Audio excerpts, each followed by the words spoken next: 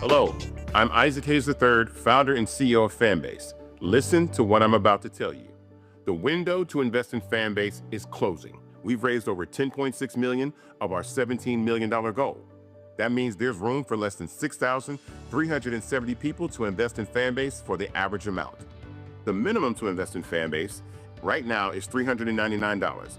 That makes you an owner in Fanbase today. Go to startengine.com/fanbase to invest.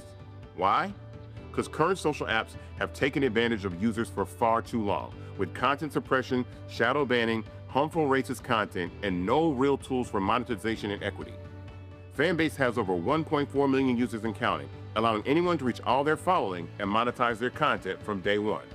Social media is the new TV, and whoever owns the apps that distribute that content have the opportunity to own potential billion-dollar companies.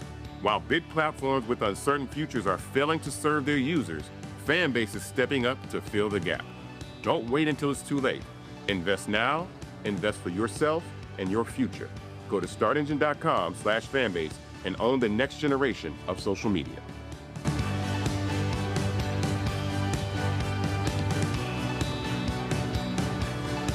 Folks, Black Star Network is here. Hold no punches. I'm real revolutionary right now. Support this man, Black Media. He makes sure that our stories are told.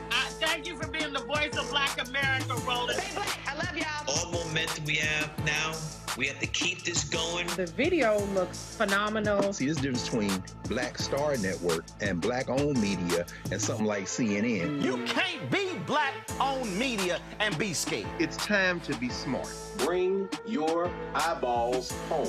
You dig?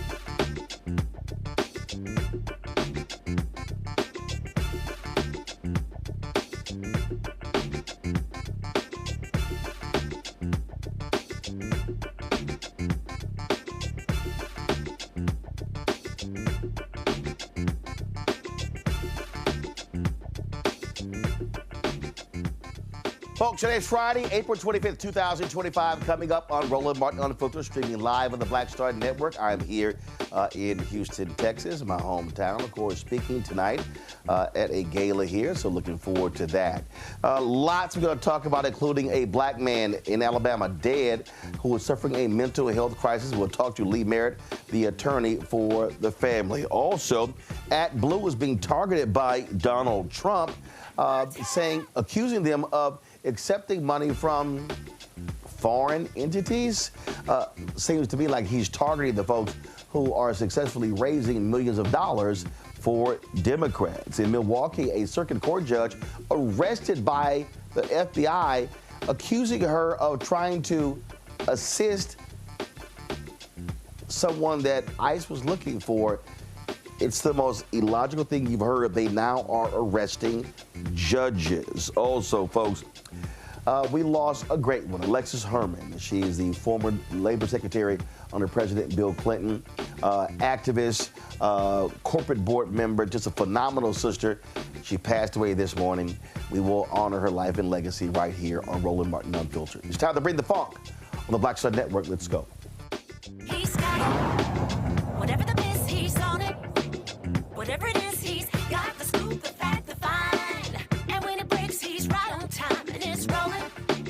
Best believe he's knowing.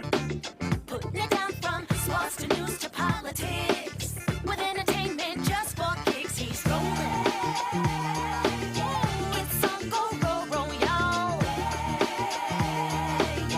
It's Roland Martin, yeah. I love it. Rolling with Roland now.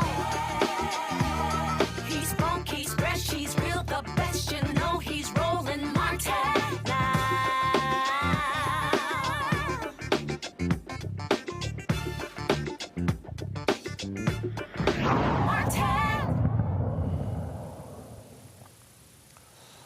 Another disturbing example of what happens when cops should not be showing up when someone is having a mental health crisis. Folks, video out of Decatur, Alabama, shows John Daniel Scott Jr., a 39-year-old community mentor, according to his loved ones, gave his life to help others.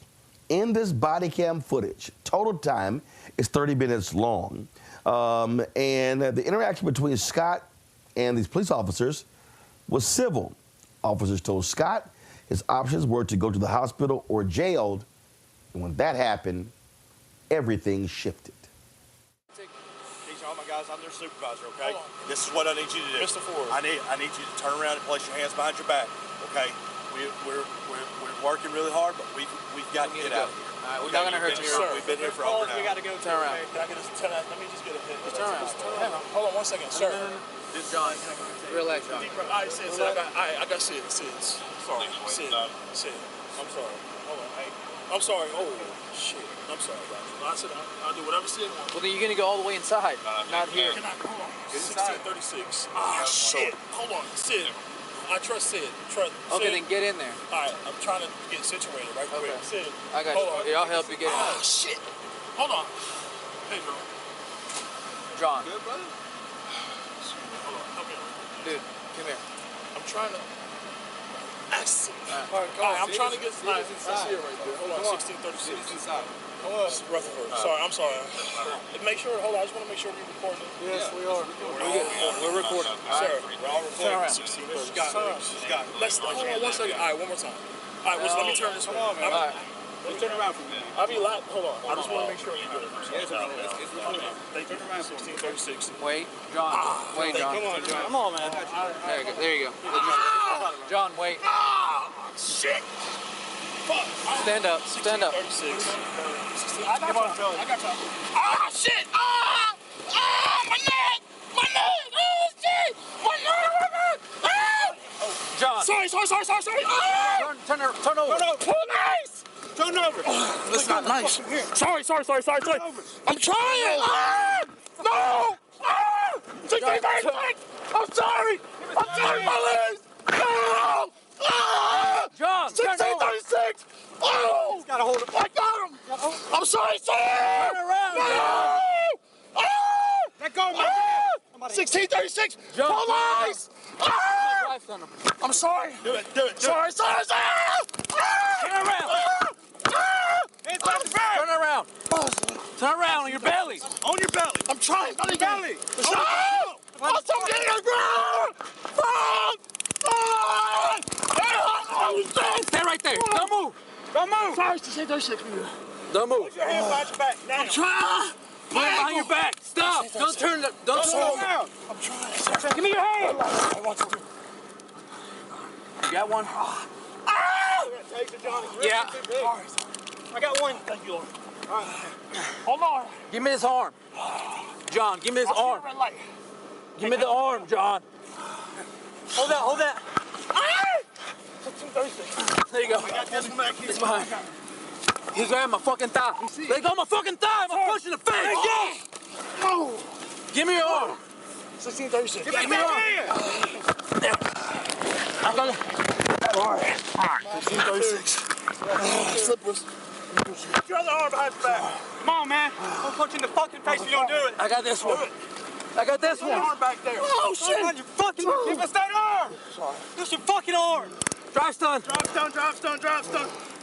1636. Give me your arm. Right down. He's not feeling anything. Dude, let me give him another. Give me another strike. No! Give me your arm. 1636! Give it. Oh, shit. Give me your arm. I'm good. Give your arm back here. 1636. We good. John! Give us your goddamn arm. Hold on your hand. 1636. We good. We good. 1636. We good. I got his arm behind me. Somebody grab it. Sorry, no. Somebody grab it. Help, 1636. I'm grabbing it. I'm on it. He's holding on to me. He's holding on to me. I'm on his arm. Come on, man. Give us your hand. I'm on his arm. He's holding on to me. He's stuck. Just bend it. There you go. Yeah, hook it up. We need more handcuffs. Hang on. Fucking shit. You got it? I can't breathe. Put that one on there, Wallace. Come on, man. We'll get us out of there. We can turn you over. Come on. His wrists are too fucking big. Make it work. I got it. Yeah, I see it. I got it. Hey, let it go. Let it go. Yeah. I got it. All right, he's on. They're on. Sorry, hold on. Oh, I'm bleeding. I'm bleeding. Hold on.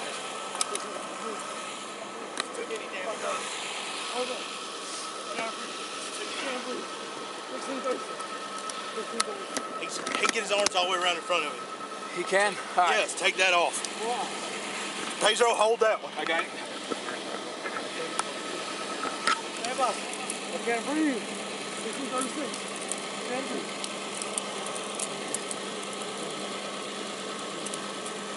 Here, just put it right here for now. Can you? Shit. Get this one.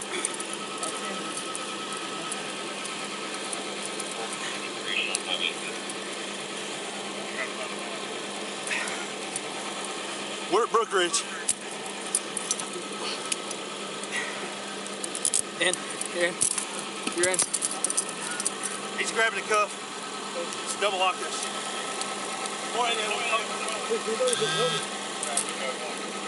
Stop grabbing it. Stop, John. Oh, shit. Are these double locks? Where's the... I got it. I got this one. That one. Is that your car? Yeah. Bring it right here. 1636. We're good. They're double locked. Oh, no. Hey, 16 minutes. Who's it is? We'll sort it out in a minute. There's somebody's Apple Watch. Mine. Fuck you, shit. All right. Hold on.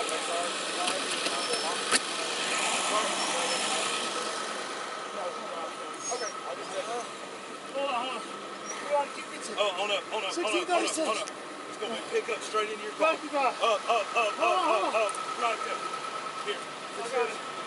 16. I'll see you later. 1636. All right. Hold on. Pedro, we're going to lift. Put him in the car. Wait, let's see. 16 more. Get up. 1636. No. Pause. Somebody go on the other side. Carnes. His legs are still in the air. We're good. Yeah. My neck, no. I think I broke my hand. Okay. Hold on. Got it. Keeps grabbing Pedro's shit. He's holding on. That's what he was doing to me. I can't breathe. Get your big ass up in the car. Now. Come on, man. Get up, you son of a bitch. Come on, brother. Down here, brother. Get off. Hold up. I'm trying. Now. Breathe. I gotta breathe. It's on my leg. Get 1636. Watch. Stop. Take myself. John, get your ass up. I'm trying hard. Quit grabbing my officers. You understand me? I can't breathe. Stand up. You can breathe. Come on, man. Just get in the back of the seat. Cards, come here. Push. Get him in there. Oh, that's it. Oh, my God. Somebody go back there. I got him home. 1636. Twice. Can't breathe. Sorry. The next and next. Come on, man. Shine the light if you're so. Sir! Help me, son. Gassy. You pull that fucking seatbelt. Oh, shit. Hey, punch him in the fucking... 1636. Oh, stop doing that shit. Get a spit hood now. It's in right there. Right here, Wallace. Map pocket, front door. Okay. You do it again, I'm punching you. Yes. Map pocket. Give me the spit hood. I can't unhook the seatbelt. Okay.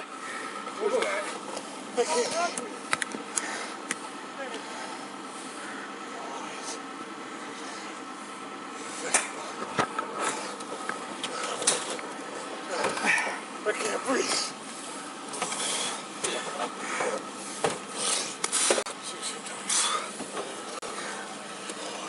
Seatbelt. Oh, I got the seatbelt. Let's go. I can't breathe, bro. Officer, get your ass in here. Sorry, I can't breathe. Oh, pause.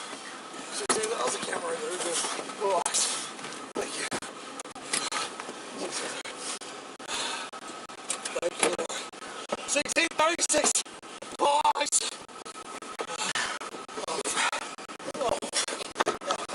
Sorry. I tell you, go ahead, kick me.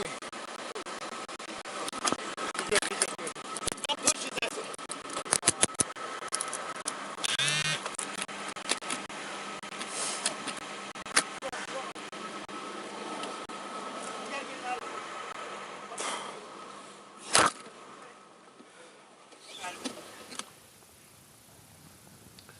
Folks, just stunning and shocking video there. The next morning, Scott was dead. His family and the community are demanding answers and accountability. Now, the Madison County Sheriff's Office is leading the investigation, and the Decatur Police Department says they're reviewing the case. Joining us now, civil rights attorney Lee Merritt is representing the Scott family. First and foremost, Lee, why were the cops called? What was Scott allegedly doing? LJ, as he's affectionately known by his family, had a few interactions with police that day. He was in the midst of a mental health crisis. One had to do with his mom's phone that he had hidden, and he thought she was mad at him, so he called the police on himself. There was another moment that his mother, Paulette, called the police. But this was a mental health crisis that the police, by the time they arrived, they had more or less resolved. And Mom said she would like to see him go to the hospital, but there was no other reason for him to have any encounter with the police. And so they stayed around to help. So there were several issues with the cops on that day. When you say there were several phone calls to 911 about LJ's behavior that day, about his mental health crisis, and whether or not he could be forcibly taken to a mental health facility. So, you see, this is a perfect example of what we're always talking about. So the cops know there is an issue with someone having a mental health issue, but again, they're doing use of force. That's not why you call the cops, for a mental health issue. And this speaks to the problem that we keep seeing happening over and over and over again. A mental health call ends in the death of a black man. Right. There is a mental health resource officer within the Decatur Police Department there in Alabama. That resource officer was available that day. For whatever reason, that officer was not used in this case. The officers on scene decided to create a false choice for LJ. They said either go to the hospital, which they could not force him to do, or go to jail, because they found, after being with him for hours that day, they found a warrant in another county for a failure to appear on a traffic ticket. a relatively minor warrant. They said, we don't care about it. They told that to him and his family. They said, you just go to the hospital and you can take care of that afterwards. Because he wasn't willing to go to the warrant because of his to the hospital because of his manic episode, they decided to take him to jail. He was never booked on any particular charge. In fact, from my records, he was never booked into the jail at all. And I'm more interested in what happened at the jail. You mentioned in the opening that he died the next day. The truth is he was in the ICU for the next 7 days before he was taken off the life support on Tuesday.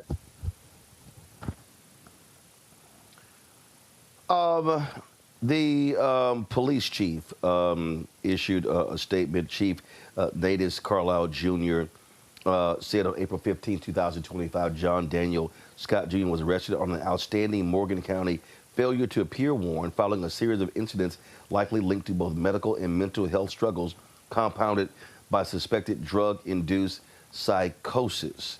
He later says, in the interest of transparency and accountability and maintaining public trust, I formally requested independent investigative assistance from the Alabama Law Enforcement Agency and the Federal Bureau of Investigation, and there are other things that he stated here. So here's my question here for you, Lee. Was an autopsy done on Scott, and what were the results? The medical examiner for Decatur just completed the autopsy yesterday. Our office took custody of Mr. Scott's body, and we performed a private autopsy earlier today. I'm expecting to have my initial report by the end of the day, and it's something that, obviously I'll be sharing with you and the general public once we have that information.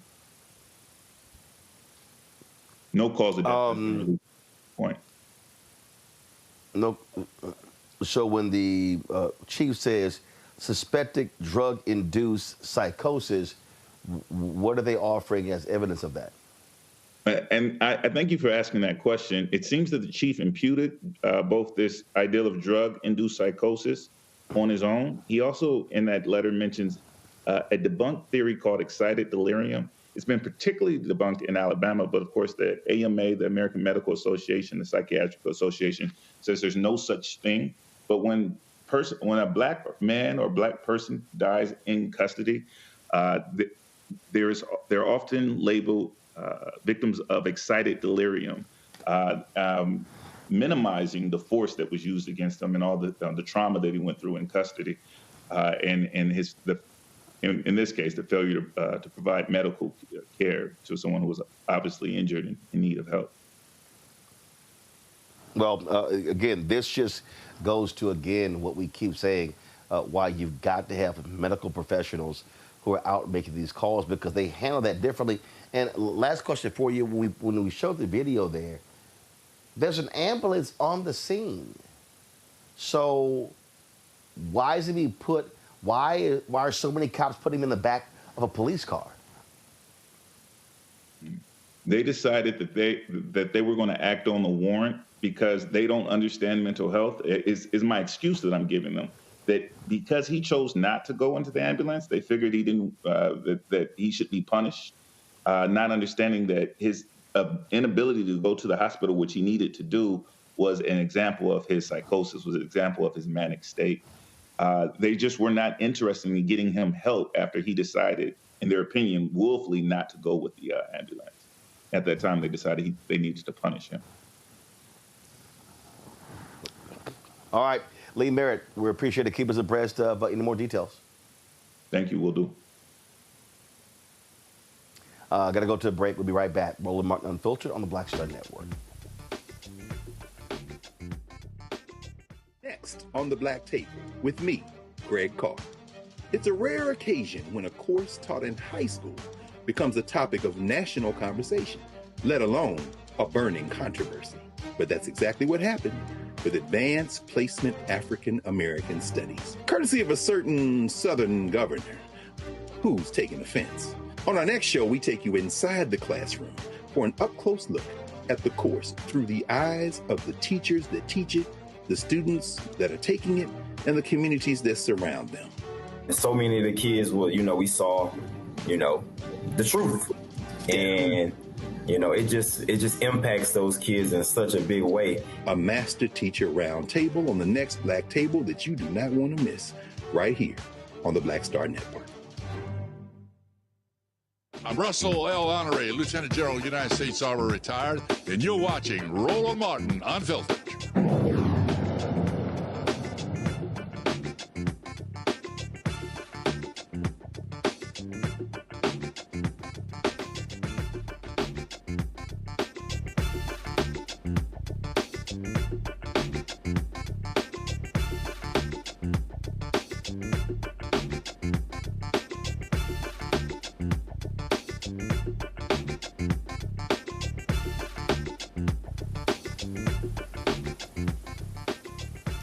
Folks, our panel, Michael Imhotep, host African History Network show out of Detroit. Matt Manning, civil rights attorney out of Corpus Christi. Derek Jackson, Georgia State Representative out of Atlanta. You know, Derek, this is the thing that people have been clamoring for quite some time, of resources, local departments going to police where you have mental health professionals and not cops responding to these calls. Police are going to respond always with an act of force. Yeah, Roland. I mean, it's unfortunate that John Daniel Scott Jr. is no longer with us. He should still be here with us. But we have a climate, I mean, just take the statistics since the last 8 years, where we continue to see an escalation of fatal shootings and killings when citizens, innocent citizens, encounter with law enforcement. I had to do some more research just to stay current, but it says here that sadly the trend of fatal police shootings in the United States seems to be increasing. 1,173, that's 1,173 civilians as of last year. Specifically, 248 were Black as of last year.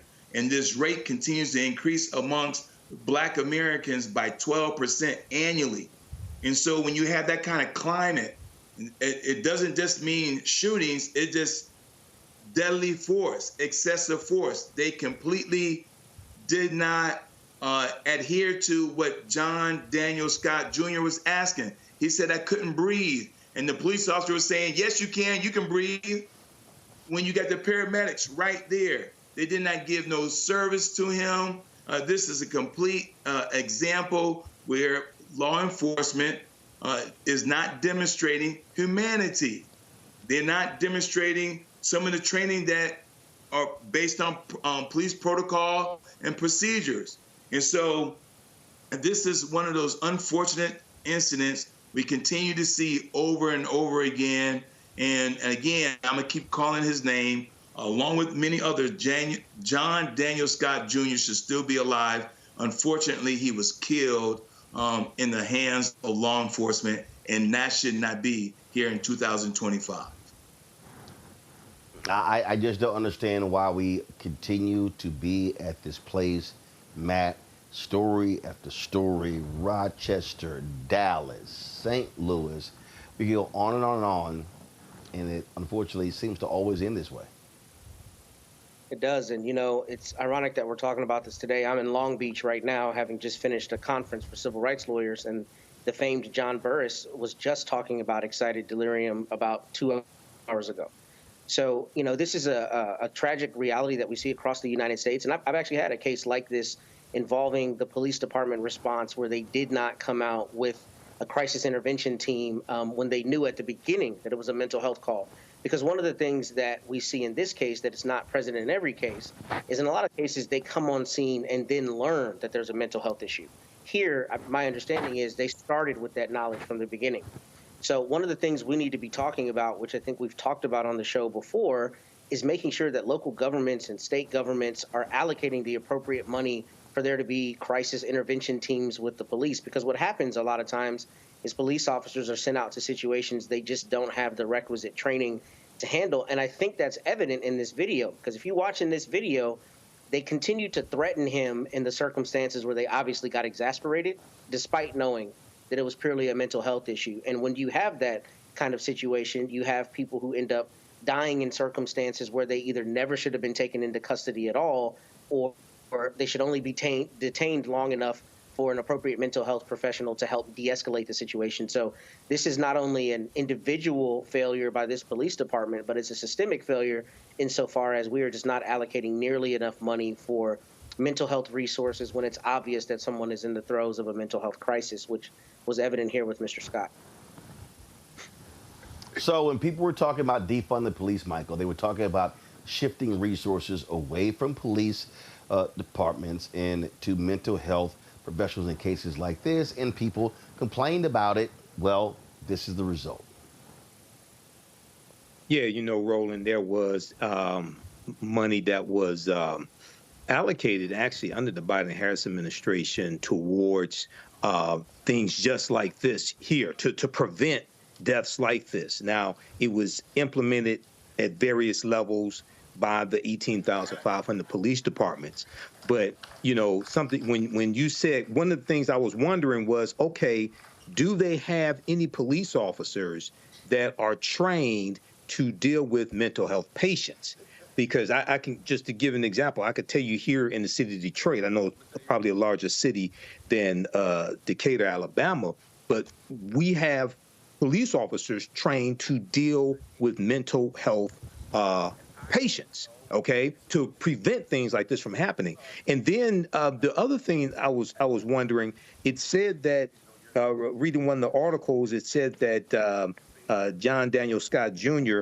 was transported by medical at approximately 10:10, I think it was p.m., and he had been there at the jail for a little over an hour or so. And I was wondering, why wasn't he provided with some type of medical examination or mental examination shortly after arriving there? Because this was the result of a mental health call.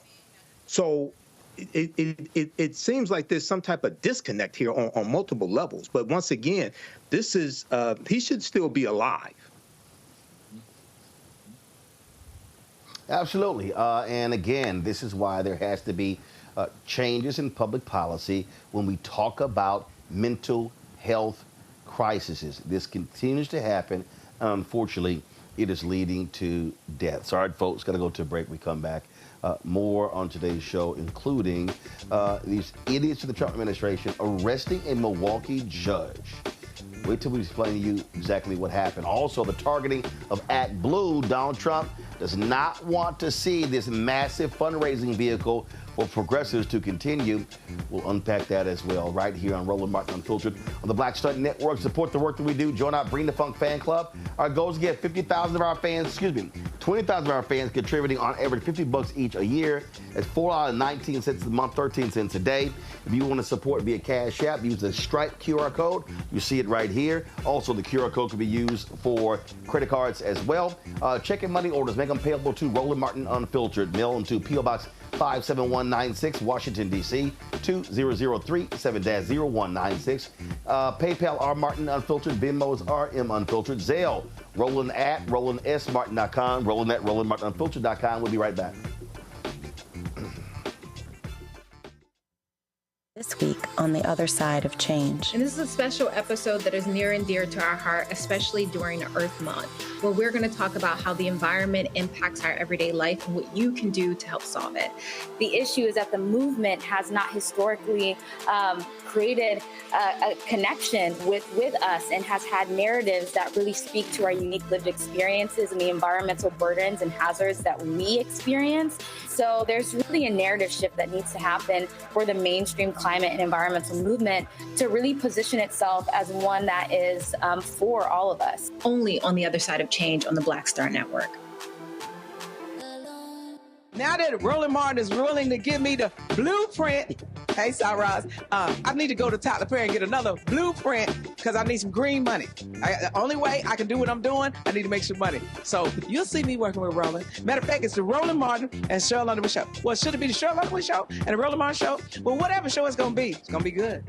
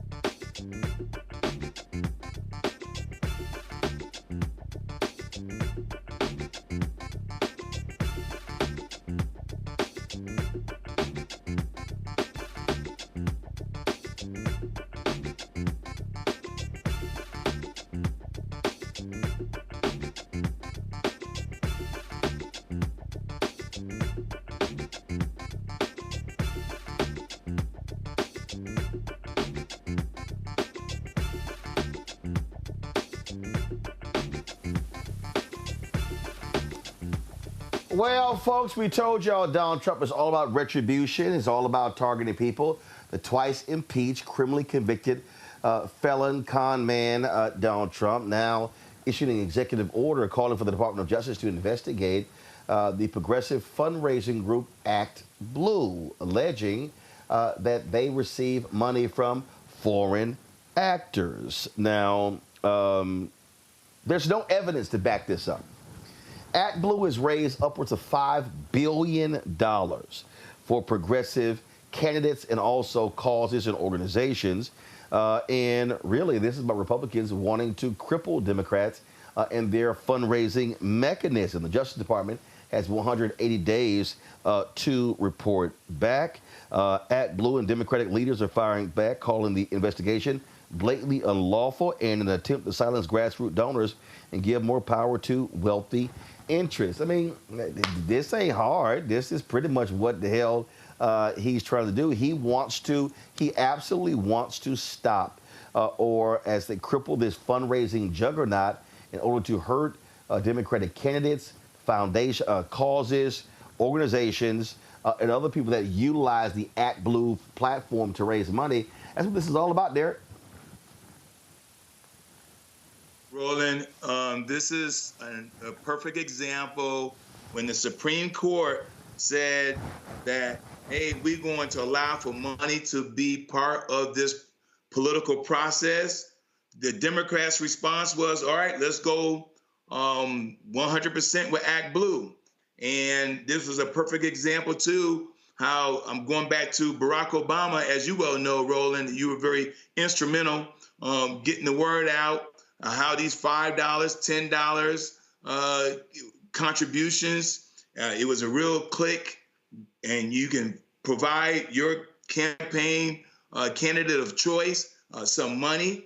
ActBlue was a perfect conduit to help us facilitate these grassroots campaign donations.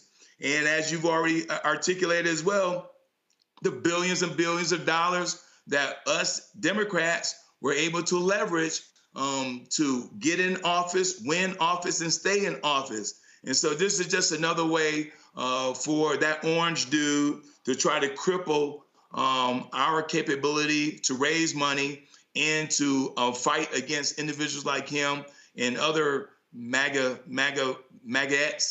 and that's running for office to counteract how they funnel their money, right? I mean, if we want to talk about something that's illegal that should be investigated, let's talk about the things that Musk was doing that was completely illegal. And they did it with the television rolling, going. I mean, rolling, listen, they're on tape, both video and audio, how he was doing things illegal. So if they want to investigate something, let's investigate that. Michael, we know what this is. We see what this is. We know how Donald Trump moves and operates.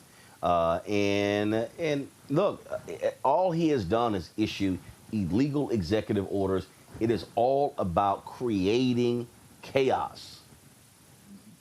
Well, I would expect illegal executive orders from a 34-time convicted felon, thug criminal like Donald Trump. So at the very same time when his approval ratings are falling, Pew Research just reported that Trump job approval, 59% of Americans surveyed disapprove of his job. This is the worst job approval for a president in recent time, coming up on their first 100 days in office.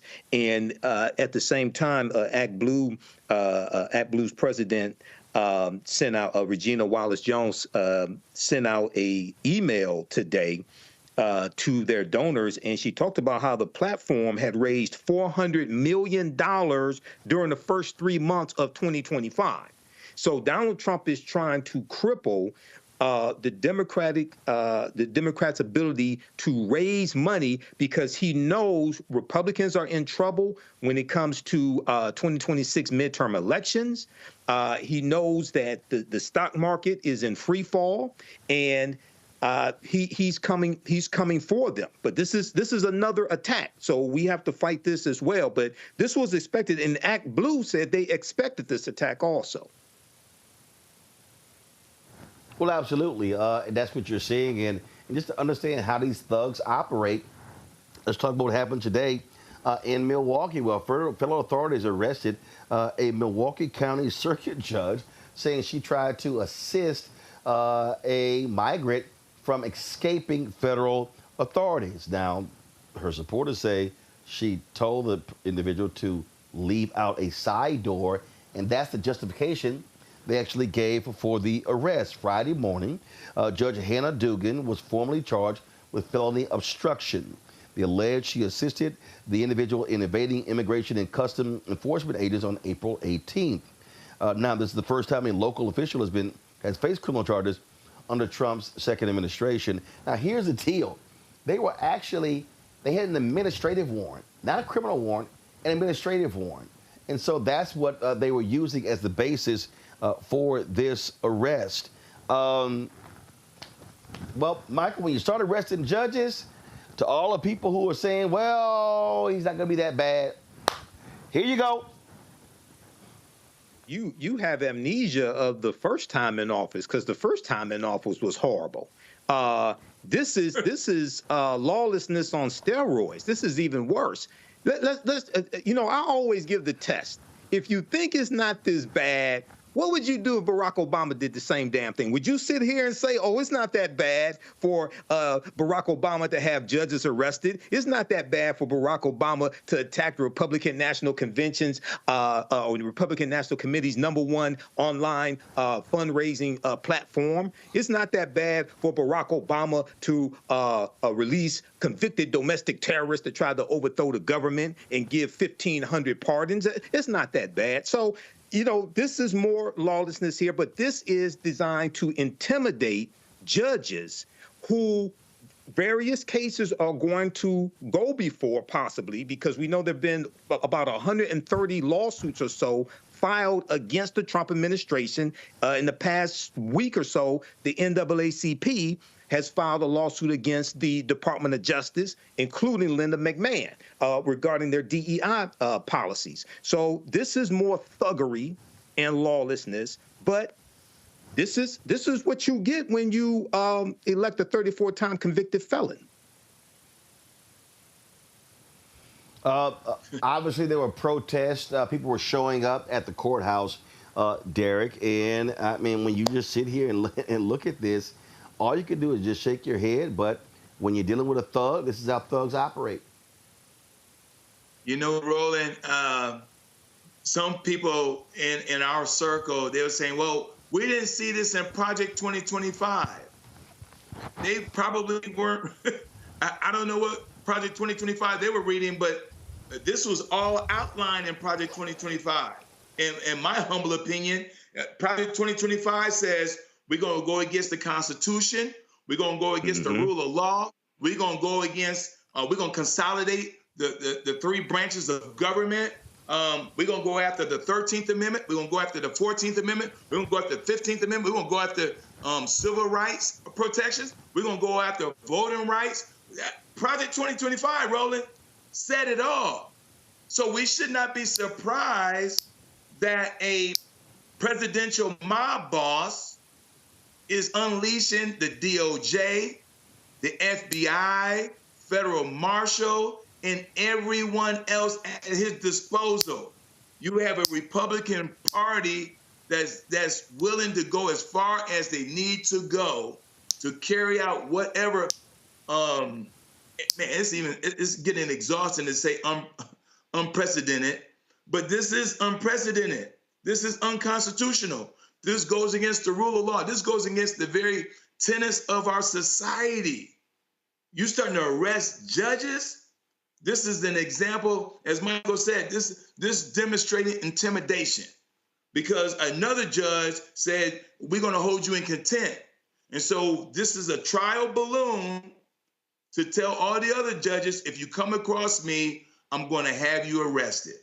And ain't nobody going to put me in check. There are no safeguards. There are no guardrails with this dude right now because you have a Republican Party who's just going to remain silent and just let this thing run amok.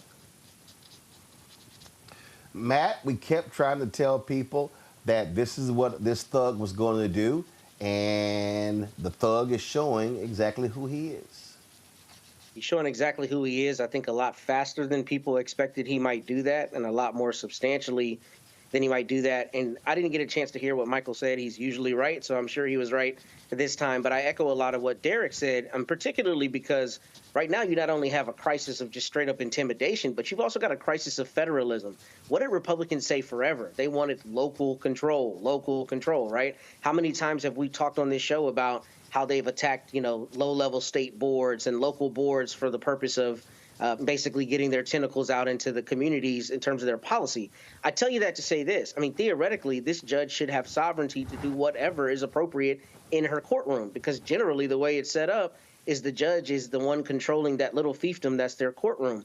If the federal government now says you cannot do that, right, because you're subject to what we think is appropriate in our policy, and if you don't do what we want you to do, we're going to come in and arrest you, that's not only purely intimidation, but it's also indicative of the idea that we don't care about any boundaries. The only boundaries that exist are the boundaries that we say exist, not the boundaries of state law, not the boundaries of jurisdiction. I mean, that's what you see, right? When you look at the president, usually the president doesn't have any involvement in local matters. And I know here, this was the FBI arresting this judge, but that's really a subterfuge. The bigger thing is the Trump administration is trying to make it exceedingly clear that they hold all the cards, they exert all the power, and they don't care what the alleged power structure or constitutional power structure actually sets up. They're going to do whatever they want. They're going to run roughshod over those boundaries, and a judge in her courtroom does not have the authority, despite all those years of saying local control, that she has constitutionally under the Wisconsin Constitution and statutes. All right, folks, so we come back. In Missouri, they passed a law that enshrines reproductive rights. Well, the Republicans want to overturn that. And, man, this one sister, let's just say, she went hard against this bill. We'll show you what she had to say. You're watching Roland Martin Unfiltered right here on the Black Star Network. This week on the other side of change. And this is a special episode that is near and dear to our heart, especially during Earth Month, where we're going to talk about how the environment impacts our everyday life and what you can do to help solve it. The issue is that the movement has not historically created a connection with us and has had narratives that really speak to our unique lived experiences and the environmental burdens and hazards that we experience. So there's really a narrative shift that needs to happen for the mainstream climate and environmental movement to really position itself as one that is for all of us. Only on the other side of change on the Black Star Network. How you doing? My name is Mark Carey, and you're watching Roland Martin Unfiltered. Deep into it, like pasteurized milk without the 2%. We getting deep. You want to turn that shit off? We're doing an interview, motherfucker.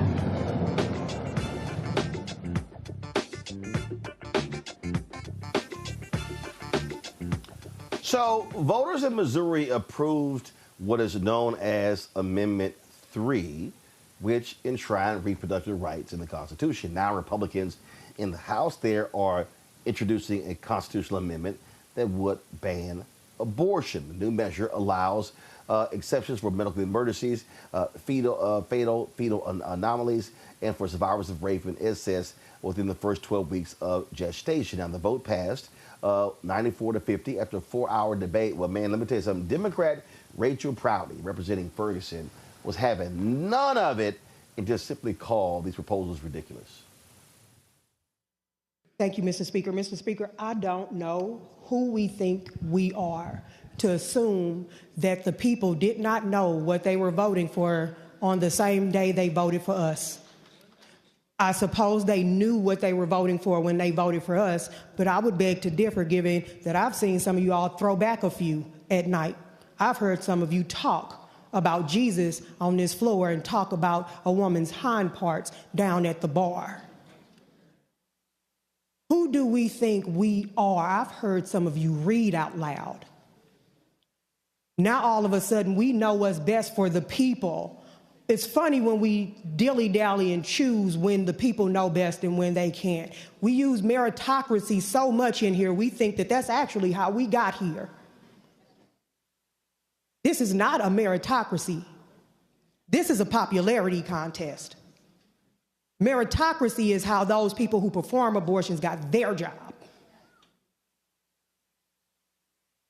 I don't need you to sympathize with me. I need you to mind your business. I don't want sympathy. Leave me alone for privacy until it's women.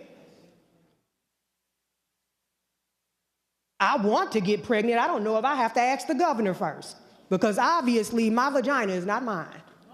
It belongs to the state of Missouri, apparently. I am sick and tired of people who think an IUD is a landmine, telling me that the people I live by didn't understand what they were voting for.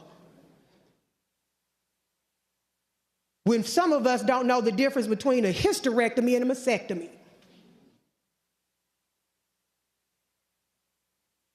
It's getting old and it's getting tired. They knew enough to vote for you.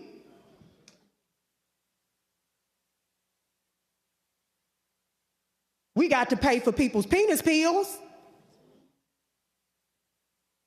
I wouldn't even be halfway amenable if we said that we were going to stop paying for abortions if y'all leave us alone. You think you're stopping abortions with these ridiculous bills? You're not.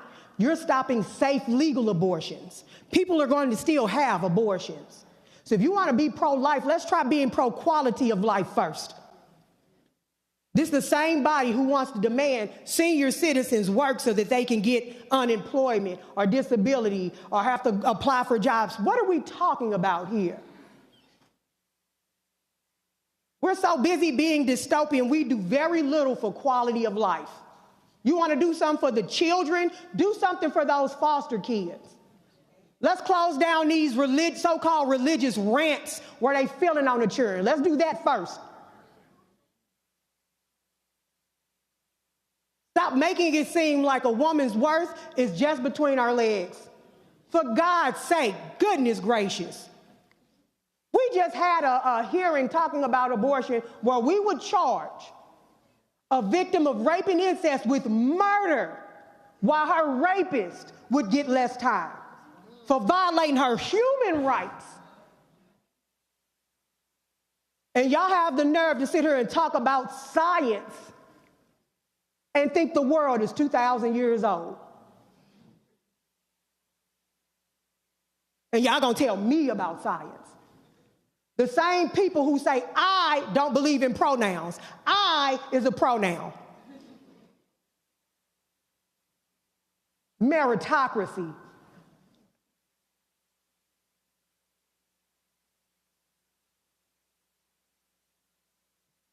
Power is to the people, and there should be some humility around here when we sit here and talk about what people don't understand.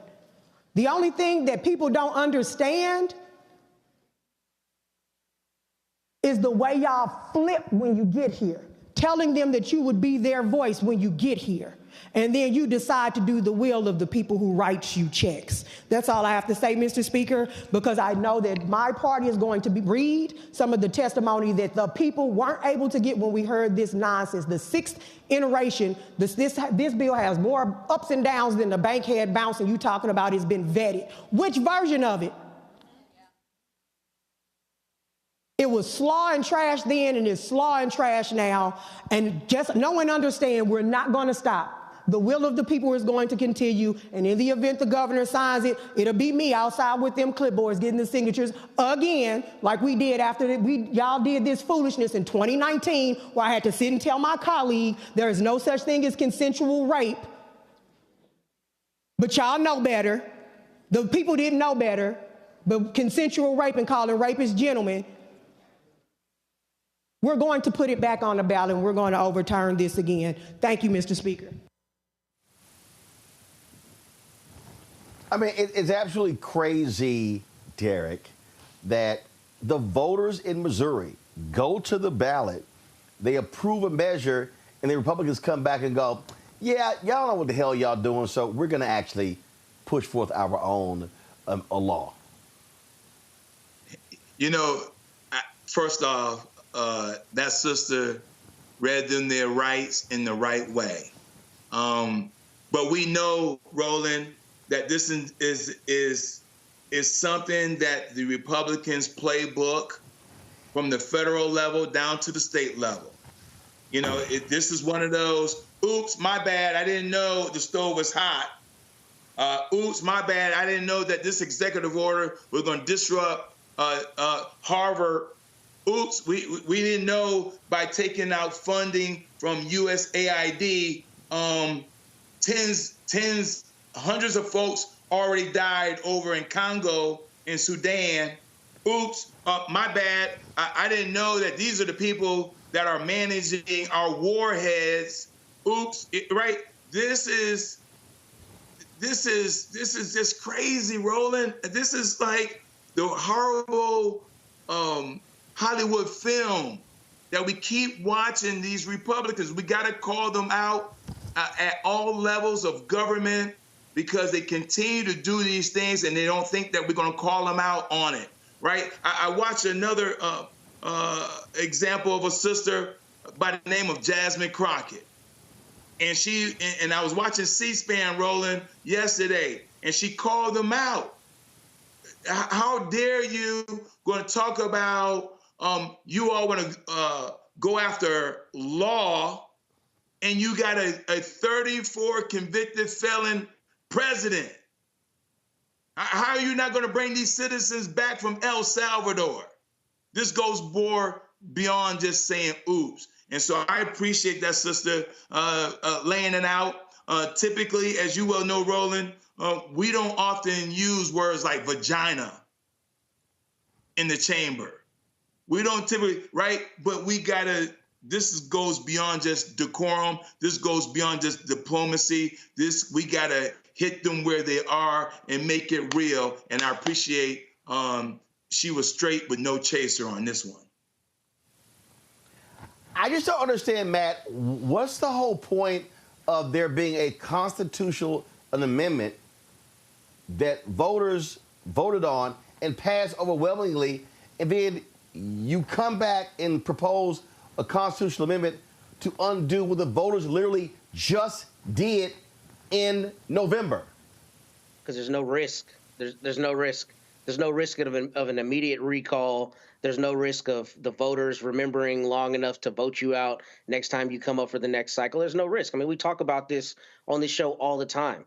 Representative politics, where the representatives are doing whatever keeps them in politics and not serving the people. I mean, that's crazy, right? It's a crazy idea. It would make more strategic sense if there had not been a vote by the people at large on this, and some Republican just, recommended this constitutional amendment. But to your point, they are literally having to undo what the people have already said they wanted. So, like with all the crises we talk about on this show, this is a crisis of representative democracy, representative government. What is the point of having somebody go to the State House in Jefferson to allegedly vote on your behalf or vote in your interest if you can express your interest via a direct referendum and they can say, kick rocks, we don't care what you want? I mean, that's all this is. And that's what you see in state houses across the country, especially in places like Texas and in Missouri, but particularly in places like Texas, right? Where these crazies go to Austin, they go to my hometown right there in the state legislature and say, we don't care what the people want. We're going to do what we think makes sense, especially when, you've got the ideology of this Republican Party who's attacking everything, and not only attacking everything, but telling people that they are going to implement whatever they, meaning the politicians, think is best as compared to what the people themselves say. So this is a huge affront to the entire process. This is another thing indicative of we don't care how the process is supposed to work. We're going to do whatever we want to do, and it's disgusting. It's particularly disgusting because if you truly believe in the way this process is supposed to work, then you can't be like that House rep from Branson, who I think is the main person behind this, who's talking about all of the religious underpinnings for why he's doing what he's doing, saying, I'm a biblical such and such representative. I mean, that's great for you at home, but that is not how government is supposed to work. You aren't supposed to be strong-arming the will of the people because of your own ideological or religious or personal beliefs. And that's what you're seeing here. It's these politicians supplanting what they want over the will of the people who have, demonstrably spoken in response to that recent election. That's all it is. They don't care, and there's no risk for not caring. But Michael, this is what Republicans do. We saw that they do this exact same thing when it came to a redistricting commission in Michigan and Ohio. We saw the same thing happen in Utah as well. And so whenever we see voters go to the polls, we see Republicans trying to undo what the voters just did. Absolutely. I call Republicans the baby's kids of politics because they don't die, they multiply. They keep coming back over and over again. They keep trying to repeal, overturn. They don't stop. They don't give up. This is what they do. And what they're pushing basically is white Christian nationalism. This is what this is. This is white Christian nationalism, and they're trying to grow the white population as well. Okay, and this is connected to what the story you just did either yesterday or the day before, Roland, with Donald Trump floating $5,000 for new mothers, expected mothers, things like this, targeting white women, white college-age women, things like this, so they can expand their population. And that was State Representative Brian Seitz, SEITZ, that Matt was referencing. And Brian Seitz said, "I make decisions from a biblical worldview." Well, the United States is not a theocracy. Maybe you should go to the part of the world where the Bible took place. This is not a theocracy. The government doesn't operate based upon the Bible. That's all right in church. That's all right in home. But you can't. But these are the same people who will cut funding for children, for the poor, cut WIC payments, things like this. They'll cut that, but then claim to be Christians. Okay, so. This is outlined in Project 2025. This is white Christian nationalism that we're seeing unfold. So this is something that we have to fight. But shout out to Rachel Prouty. I think she pronounces her last name. Yeah. That's her name, Rachel Prouty. Yeah, shout out to her. Folks, I want to tell you about what's in Virginia. Former pediatric nurse Erin Elizabeth Ann Stroutman facing additional charges for allegedly harming infants in the hospital. Mostly black infants. A 26-year-old has been indicted by a grand jury on 6 new charges involving 3 babies. Her initial charges dating back to January stem from an incident on November 10th during which 3 infants in the neonatal intensive care unit at Henrico Doctors Hospital were found to have unexplained fractures. A criminal complaint pointed to video evidence showing Stroutman allegedly bending the legs of a 5-month-old baby backwards until the child's feet were near their head, which resulted in multiple fractures in the baby's legs and ribs. All right, folks, there's a deep concern in Rockdale County in Georgia after students at Honey Creek Elementary School walked into class and found signs reading whites only and colors only. The teacher says the lesson was meant to teach about civil rights icon Ruby Bridges, but the teacher reportedly used unapproved materials, sparking outrage among parents and prompting an investigation. One mother spoke out at the school board meeting, saying her child was hurt and she was shamed online for speaking up. The Georgia NAACP called the incident a chilling echo of segregation, demanding action, not just apologies. They said, "Let us be clear, there's no place in our schools or in any public space for racism, hate, or ignorance. What occurred in Rockdale County is more than a prank or isolated behavior. It reflects the ongoing need for serious, intentional education about our country's history of racial discrimination and the continued work required to build inclusive, respectful environments for all students." I mean, Derek, you're there in Georgia. I don't understand. If you're going to do this kind of lesson, you kind of might want to have some broader conversations so there's no confusion. Yeah, Roland, but here's the unfortunate thing. The Georgia General Assembly just passed a bill, Senate Bill 36, religious freedom, that allows for these types of events to occur. I mean, you know, and Governor Kemp, he signed that bill into law immediately. And he signed it into law on the day we were recognizing the assassination of Dr. King, April 4th. And this is, I mean, he didn't waste no time, Roland. He did it on the day we were recognizing the 57 years of Dr. King being assassinated. We were talking about the life and legacy of Dr. King on April 4th. And on that same day, he signed into law the Religious Freedom Bill, Senate Bill 36. And this was one of the things, yours truly went to the well and said, if you sign this bill into law, you're going to start seeing colored bathroom, white bathroom. You're going to start seeing these things. And they were motivated, Republicans were motivated, Roland, when that orange dude that's occupying the Oval Office did an executive order to overturn an executive order from LBJ, executive order, which basically said that any contract, federal contract, if you abide by any kind of form of segregation, you will not get a federal contract. And so when that executive action took place a week and a half ago, the Republicans right here in Georgia put into motion Senate Bill 36, and Governor Kemp signed into law on April 4th of this year. This is what happened. I just don't get, Matt, Matt, that if you're going to do one of these lessons, you might want to cross all T's and dot all I's. Yeah, you know, look, to me, the biggest failure in this lesson was not letting the parents know the lesson was going to be taught this way. That's where I think the failure really exists, because it creates an environment where you then have to ask whether it was truly a pedagogical thing they were going to teach the kids about Ruby Bridges, or whether somebody, you know, was out there trying to foment hate basically by posting these signs and tried to cover themselves by claiming, oh, this was about teaching Ruby Bridges.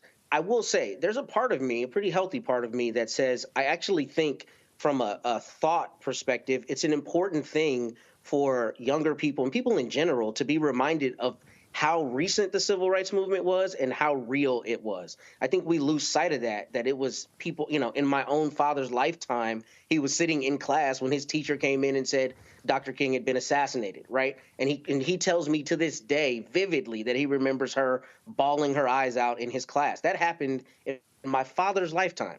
It was not that long ago. So the idea of having signs to teach children how serious this was and to teach children how far we've come, even if we're backsliding now, I understand doing that in a way that can be pretty demonstrative. I think the problem here, though, is if you don't let the parents know that, then it creates a confusion as about whether this was really pedagogical or whether there was something else at play, to Derek's point about recent bills that are passed and all the craziness that we see, you know, kind of in the national forum. So I'm not opposed to this as a teaching tool, I think, with the right preface, but it sounds like they didn't do enough of a preface, and that calls into question whether it was truly intended to be a teaching tool. Listen, Michael, I believe these sort of lessons should be taught, but yeah, you might want to kind of do it right. Yeah, you may want to think it through. Yeah, you want to get some help. So there are a few things here. Number one, when you look at resources for teachers, and I've looked at a lot of resources. I use some of those when I teach my classes and do my lectures. One of the things they tell you, and there was one called Teaching Hard History, American Slavery. And if you don't mind, I'll just show the document. This is from the Southern Poverty Law Center. This actually helps teachers teach about the history of slavery, and you can use some of those same lessons and cautions when it comes to the civil rights movement. One of the things they say don't do is do reenactments, okay? So this is a situation where it seems like the teacher had good intentions, but there are resources that can help them, like from the Zen Education Project. They have a lot of good resources for teachers to teach various aspects of history.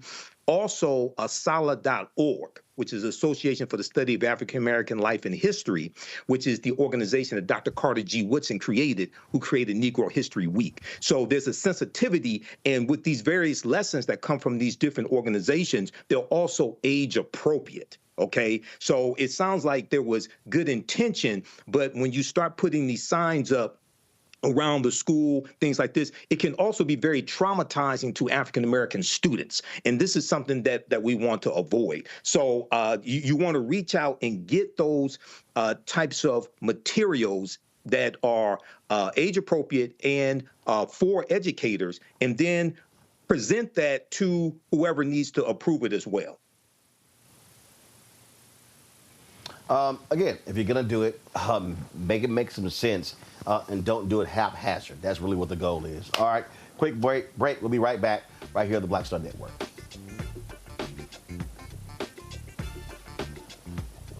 On the next, A Balanced Life, we're talking about the stress of stress and trigger warnings, looking at those areas in our lives where we often don't turn the page or turn the corner, but giving us the ability to really take a deep dive and look at who we are, the people around us, and the ways in which we're triggered. A lot of times we are so stressed out because we are trying to control things that are outside of our sphere of control. That's all next on A Balanced Life on the Black Star Network. Hey, this is Motown recording artist Kim. You are watching Roland Martin Unfiltered.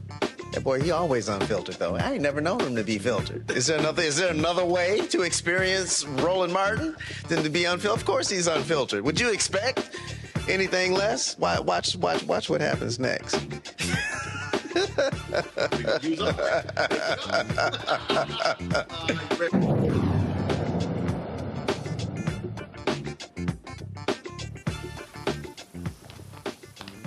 Folks, NFL draft was last night, and all the talk is about Shedeur Sanders not being drafted in the first round after you had these different narratives being formed about him being difficult, prima donna, things along those lines. One anonymous assistant coach trashing him. Is lots of talk all over the course. The second night of the draft happens tonight. And I want to talk about this, Matt, because, I mean, here's the thing. This is what I find to be real interesting. You have these people sitting there going, oh, Shedeur and his dad is an influence. I remember a certain white former NFL quarterback. With my last name. Who? Yep. Mm-hmm. And I remember one of the sons was named Eli. And I remember the dad making it clear to a team, do not draft my son. We are not playing there. But Archie Manning was called shrewd. But then you look at how they say things about Deion Sanders. Is there something missing here that we don't quite see? I don't know. Maybe we do see it. Maybe it's the clearest thing we see, Roland. Perhaps in terms of what we see, that's precisely what it is. It's clear as day. You know, it's funny. Right before I came on to the show, I saw somebody had posted this exact thing, talking about Archie, Eli, and Peyton. And in full candor, I don't remember his comments at the time. But one thing that the person said that I thought was really astute is they said a lot of the people that are on these teams now as assistant coaches and various management and executives are people who played in the NFL when Deion ran all over them and they couldn't stop him on the field. And they're still salty about it because the same primetime who was, you know, a singular force back then is now supporting his son as such a, you know, proud black man and unapologetic black man. And there's a lot of pushback on that, frankly.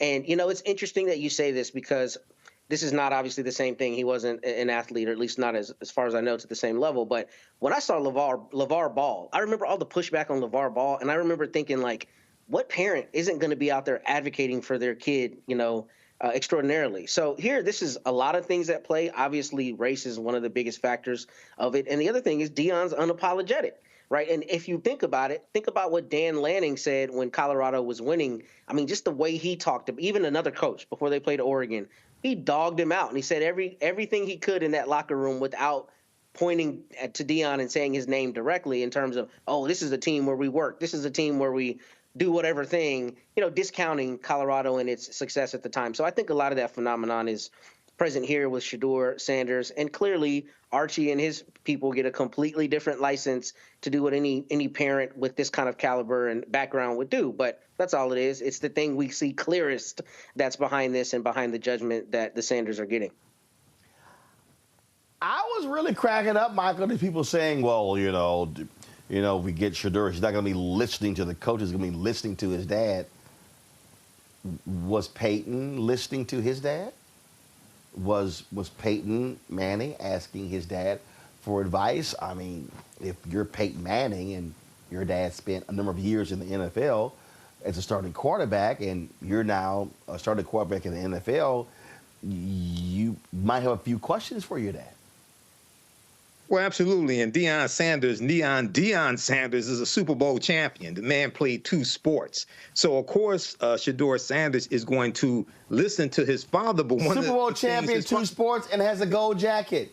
No. Yeah. Super Bowl champion, played 2 sports. Right. Is considered the greatest defensive back in NFL history and has a gold jacket. I'm just saying, if I'm going to listen to somebody, I might listen to the person with a gold jacket. But since Deion Sanders is also a college football coach, one of the things he'll probably tell his son is listen to the coach also. Because I doubt that he would tell his son to disrespect the coach. But so this is just a double standard when you have we saw something similar like this in Hollywood, and I can't remember who it was, but it was a well-known black actor who had helped his daughter or son or something like that get a job, get an acting job or something like that. Something people said nepotism, but then when there's white people that do the same damn thing, they're building a legacy. Okay, so I mean, come on, get as much money as you can from these people, and I hope he's successful. But yeah, Deion Sanders knows how to play this game, and he's going to teach his sons how to play the game and how to play the game to win as well.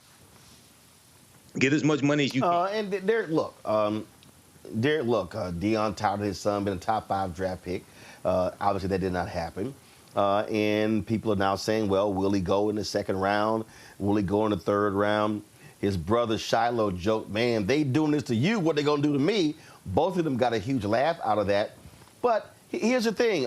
John Randall, of course, who played for the Minnesota Vikings, posted a video. He said, you don't have to be drafted to get one of these, him wearing his gold jacket. He was not drafted. And there's a guy who Shedeur Sanders talks a lot with who probably is telling him, don't worry about where you get drafted, it's how you perform. There's a guy named Tom Brady who was a 6th-round draft pick who now is considered the greatest quarterback to ever play the NFL. Mm-hmm. Yeah, Roland, I'm glad you highlighted that point, because that's the point I was going to add to Matt and Michael. That's part of the narrative that they don't want to include, how Coach Prime connected his son with Tom Brady. Right? That's the other part of that narrative, Roland, that they're not discussing about, how Tom Brady is influencing the last 2 years of Shedeur. And if you look at the last 2 years, I'm just talking about the last 2 years, the number of records Shedeur has not only broke, but the football player of the year, right? He went from one college to another college.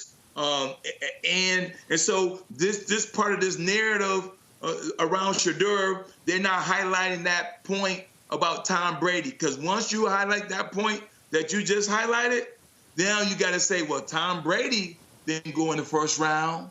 Tom Brady didn't go in the second round. And so this is, again, a double standard, as it was already brought out by Matt and Michael. The last point I would make is this, Roland. I want to hear somebody talk about the nepotism of Donald Trump and how he's allowing his children to enrich themselves on taxpayers. Let's talk about that.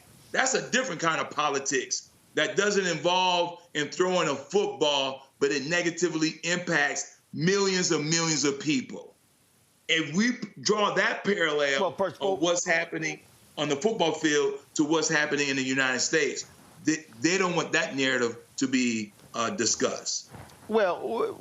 Well, first of all, if you want to talk about nepotism in the NFL, all you got to do is look at the coaches, where sons and uncles and just they get jobs so easy, and black coaches don't. So, bottom line is, I think Shadir Sanders, and look, he's going to play the NFL. He's going to be a great quarterback, and you're going to have haters. What they also cannot stand is they cannot stand black confidence. They absolutely cannot. They can't stand it. And I guess to some degree, some of these white coaches can't stand what they may want to call black privilege because of how they grew up. Well, guess what? Suck it up. And here's the deal. Not all Deion's sons can play. His son, Deion Sanders Jr., he's the video guy. He's the social media guy. He's not there playing. So that's how it is. So just people just need to understand that these things happen. Look, the NFL, you're going to have these white coaches, these white executives. They do this all the time, the whisper campaign, and it effectively knocked him out of the first round. But bottom line, I think he gets drafted. Folks, quick break. We come back. We'll remember the life and legacy of Alexis Herman, the former Labor Secretary who passed away today at the age of 76. This week on The Other Side of Change. And this is a special episode that is near and dear to our heart, especially during Earth Month, where we're going to talk about how the environment impacts our everyday life and what you can do to help solve it. The issue is that the movement has not historically created a connection with us and has had narratives that really speak to our unique lived experiences and the environmental burdens and hazards that we experience. So there's really a narrative shift that needs to happen for the mainstream climate and environmental movement to really position itself as one that is for all of us. Only on The Other Side of Change on the Black Star Network. This is Tamala Mann. And this is David Mann. And you're watching Roland Martin Unfiltered.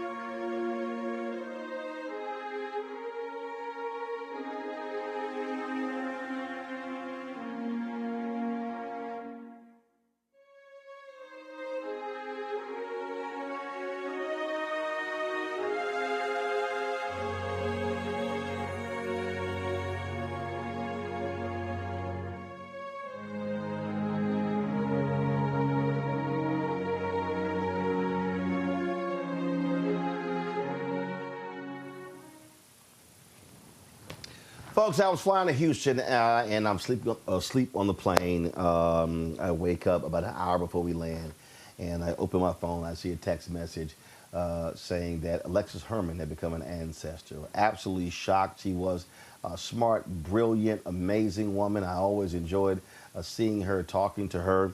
She, of course, former Labor Secretary, very prominent member of Delta Sigma Theta Sorority Incorporated, a member of the Coca-Cola Board of Directors, and we always had fantastic times chatting with one another, seeing one another.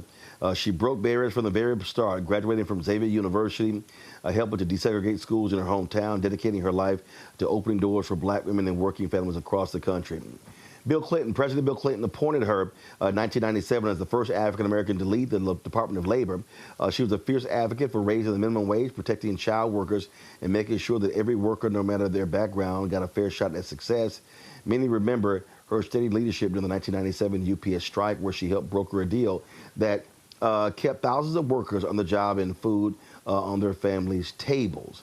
Not only that, when I was honored with the Henry Hank Aaron Courage Award, that she was one of the honorees, and it was great to share the stage with her.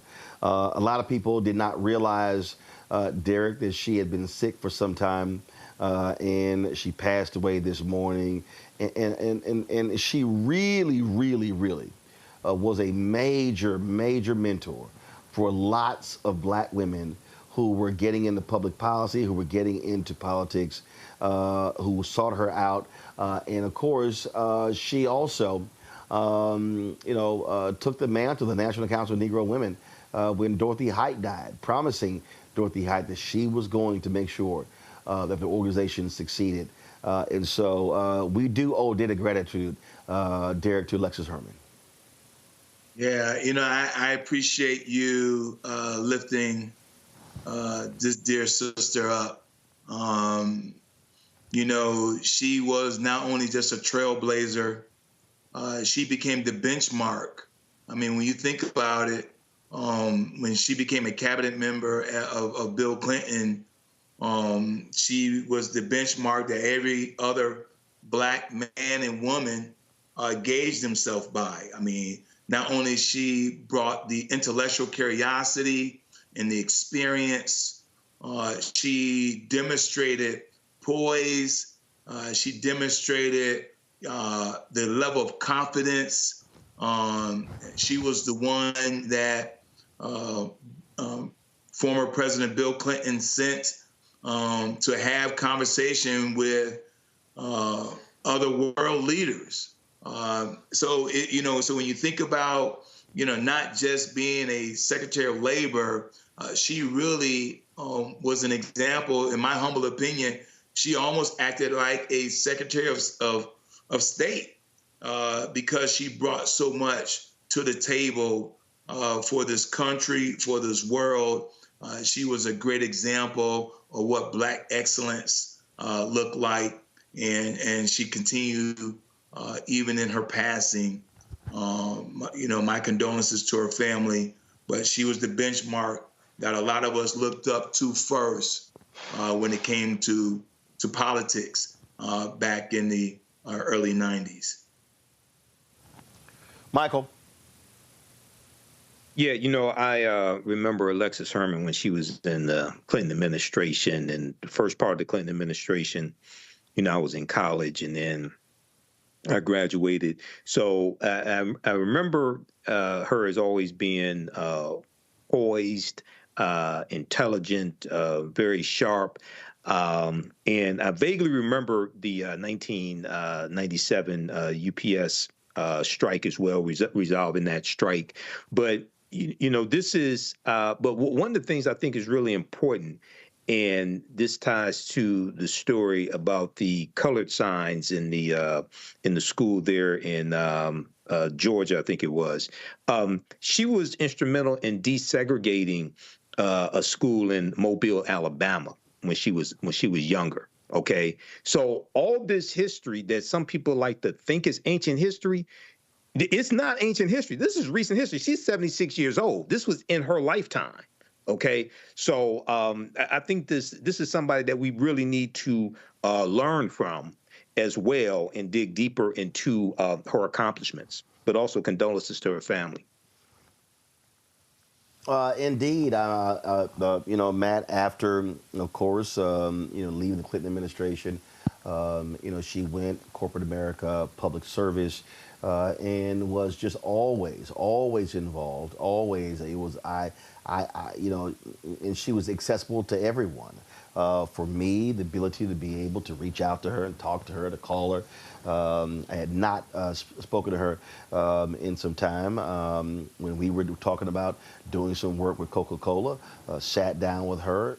She made it known that she wanted them to do business with me and this show, and that happened. In fact, we've done more business with Coca-Cola than any other Fortune 500 company since we launched 6.5 years ago. And so when they say Alexis Herman was a real one, that's what she was, Matt. She was a real one. She was a real sister. She was a proud black woman who who was about helping black people. Which is your duty when you have a big megaphone, your duty when you have a big platform. You know, I usually take the opportunity now to talk about how long in the tooth y'all are and how young I am. I was 11 years old when she was confirmed, but I won't do that this time. I'll say instead that I hate that I missed the opportunity to see a lot of what she did while in office and the gravitas that they gave her to continue doing the work, like advocating for you and others outside of the office. You know, I was reading a little background on her because I was obviously young when she was confirmed, but I didn't realize that not only did she increase the minimum wage by 90 cents, I think in 1997, but she also fought off Republicans' plan to increase the minimum wage over a 3-year period, countering it with saying it needed to be increased over a 2-year period. And I think that's important because I think one of the most consequential movements we've had in this country and consequential just aspects of law and of policy that affects your average person is labor laws. Like, I mean, the 5-day work week, all the things that have happened over the many years have been pushed forward by labor. I tell you that to say we're in a crisis right now where we're watching a techno-autocracy and an oligarchy just get worse and worse, where the rich have more bargaining power and more, you know, say in politics than your average person does. So to have someone like this who made their whole career not only things like desegregation, but in fighting for, you know, the common denominator, the common person, that's crucially important. And that's especially important right now because we're watching the erosion of policies that help your average people. All the things that Republicans are rolling back now, we see that, you know, people like her fought for in the very recent past. So I appreciate her legacy. I wish that I had a greater firsthand knowledge of that.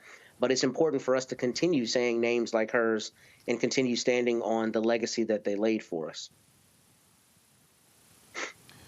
Folks, we're going to pay tribute to Lexus Herman in several ways. First off, today's show, when we did our We Got Next series with Facebook, I wanted our OGs and our new generation leaders to sit down and have intergenerational conversations. So I chose activist Brittany Packdett to sit down for a conversation with Alexis Herman. We're going to show you that in a second.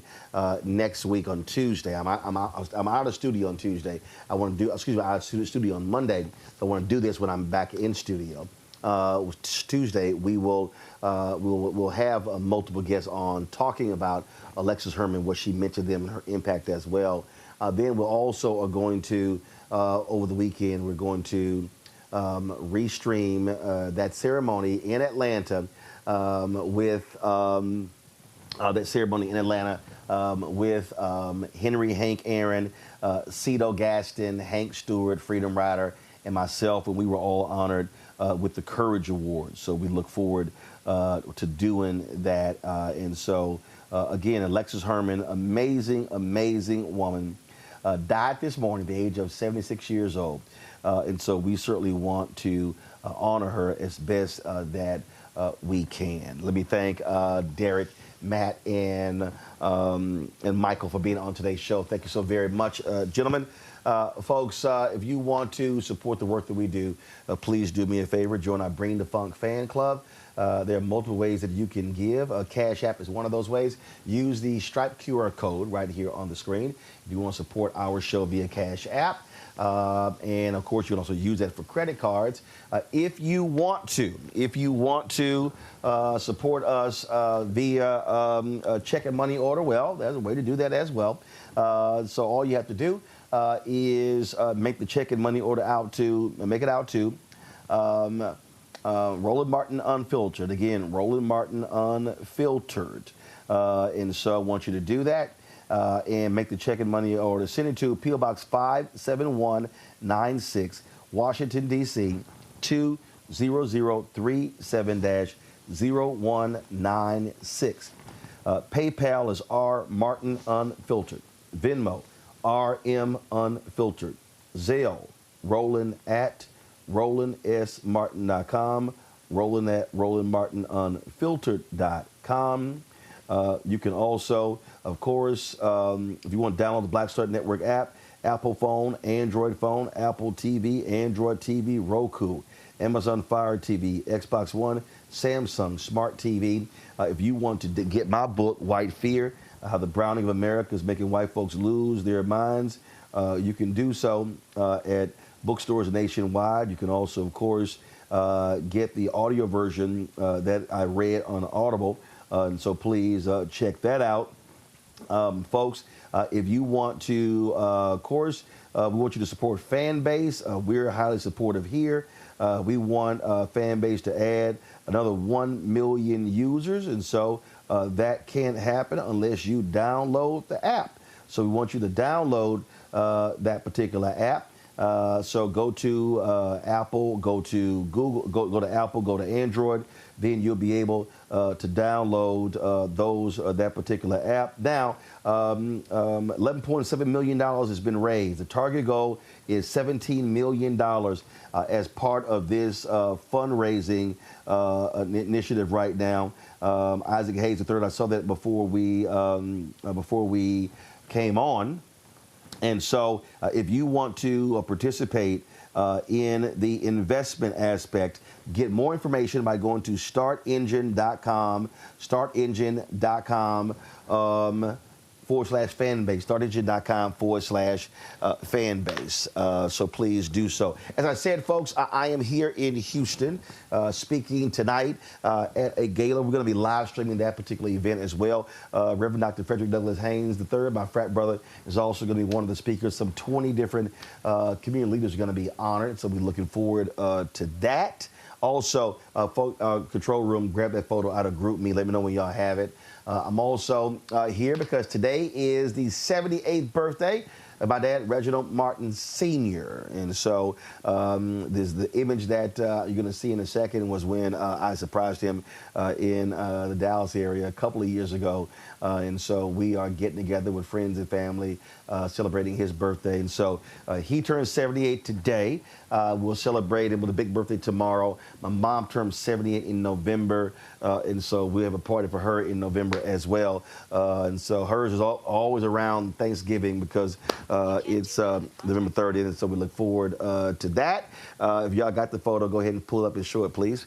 And so Reginald L. Martin Sr., my dad, happy birthday. Love you dearly, and hope it's a great day. And so we're going to have lots of fun this weekend and seeing lots of friends and family as well.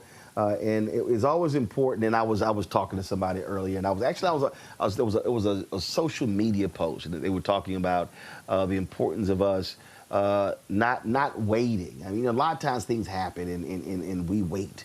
We wait to celebrate. We wait to support someone. We wait to call somebody. And no sense in waiting. And so life changes, and so we should always be about supporting and celebrating and feting. And I always said, you don't have to have a reason for a get-together. Don't have to have a reason for a party. You can do on your own. And so that's what we're going to be doing.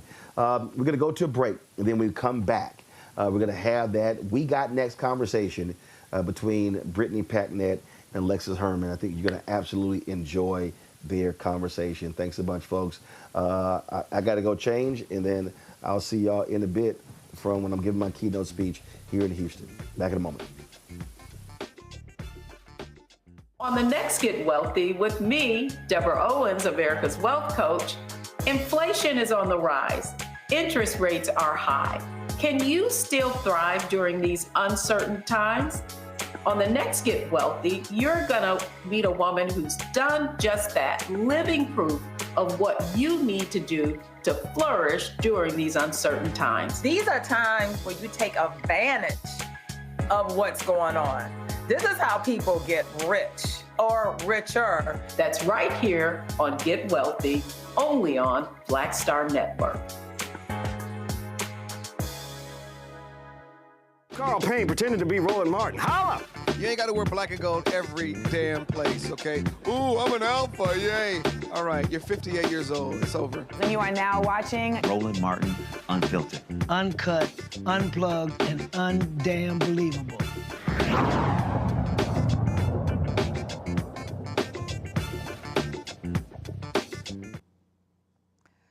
Brittany, I am so glad to be sharing this moment with you. I'm so glad to be with you. I'm always glad to be with you. Well, I have missed being in your presence. Likewise. I see you on the telly. I get to see you on the telly, and I'm like, yes, that's my girl. I mean, I've been watching you my whole life, Okay. so I am so humbled every time I get the chance to spend time with you. Well. And especially in this, I don't know if you remember, the last time I was in this building was during the 2016 elections.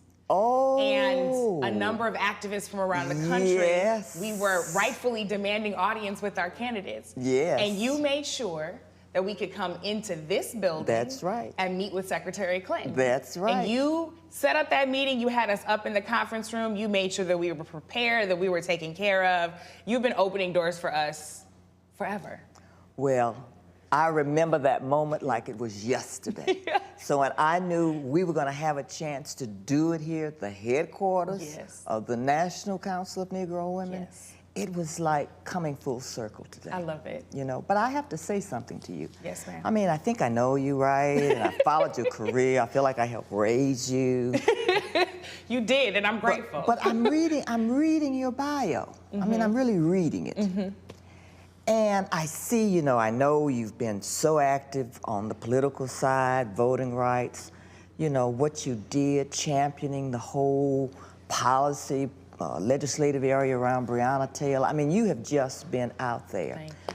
But so seldom do I see in a young black woman's resume that one of my issues is equal pay. I mean, Oh, absolutely. It just doesn't show up that way. So I want to know from you, you know, what got you on the economic side of us as a people, even to focus in, because you know that's my passion, I know right? it's your passion. And I think that honestly, I was raised by two people who helped me understand that the holistic freedom of Black people is what mattered. So it was gonna be about our spiritual liberation, it was gonna be about our physical liberation, it is going to be about our mental liberation, and it's gonna be about our economic liberation. And that the points of access that we have to make sure that our families are taken care of for generations, that's what we deserve. That we shouldn't have to beg anybody for that. I was also raised by two parents where often my mom made more than my dad. And so we were never afraid to talk about money. We were never made to feel ashamed or embarrassed by that topic, because if we were gonna understand our own power, then we should always be ready to demand what we're owed and what we deserve. And I think that far too often we just are afraid to have that conversation, especially as Black women. And you've dedicated your career intentionally to Black women, from Mobile, Alabama, to the National Council of Negro Women, to your time in the administration. You have paid us such careful and close attention. I know that couldn't have been an easy choice. I'm sure lots of people tried to get you off of that. Oh, very definitely. You know, and as you were talking about how we don't talk about it in the context of our families, it's so true. Yeah. And a part of the reason, I think, is because we just didn't have the options, we didn't have the experience, the exposure to teach our children, you know? So our own conversations were limited because of our heritage and our experience.